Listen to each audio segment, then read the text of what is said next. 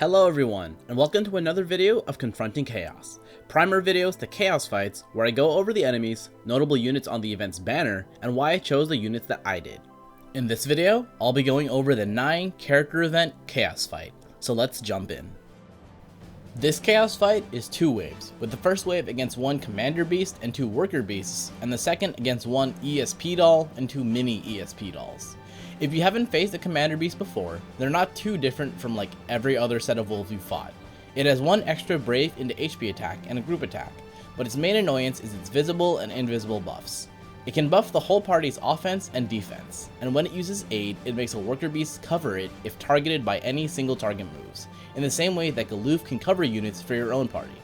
Group attacks work properly, and things that deal splash damage will also work properly if you target a worker beast. Don't leave the commander beast alone too long, otherwise it'll summon replacement worker beasts and then the first wave will just get a little bit longer than you want it to be. The ESP doll is the featured boss for this fight. It is weak to wind damage and tough to magic, and brings along with it 2 mini ESP dolls with the same attributes. The main doll's recast ability, Lapis Circle, is a group attack that deals split damage, and after the cast, it'll move either one or both of the mini ESP dolls right after it in the turn order. I believe the turn manipulation it does is based on which number recast it's doing, but my fights did not go long enough to test past a 3rd recast where it seemed to move both of the mini dolls.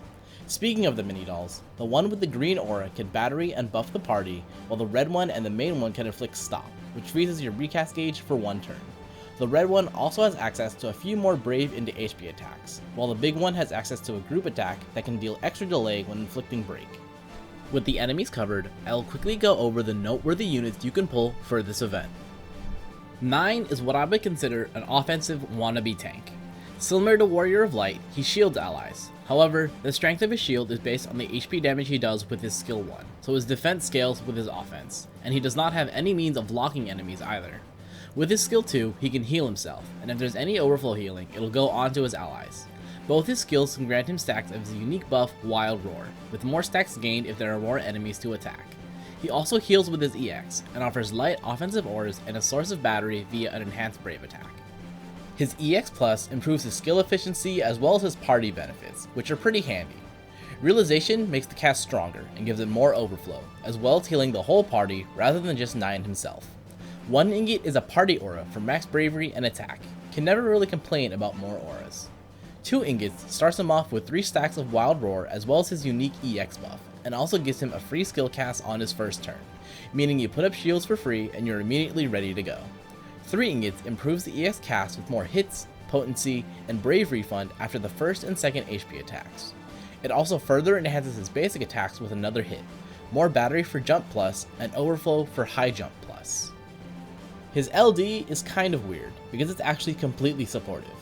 Using it batteries the party, extends 9's buffs, and grants the party White Knight, a new buff that nullifies the damage of the next HP attack and raises attack and overflow. If someone is hit by an HP attack, it turns into Rebellious Fangs, which has higher effectiveness for the same buffs. It also has instant turn rate and does not increase turn count. Handy, but interestingly different from the rest of his kit. The LD passive increases his own attack. As for the team I chose, here's the breakdown. So just like the Bosch Lost chapter, having Bosch available as a synergy unit here invalidates a lot of the worry in this fight. An inability to die, good auras, and an ability to lock means Kais and Noctis are free to do as much damage as they want.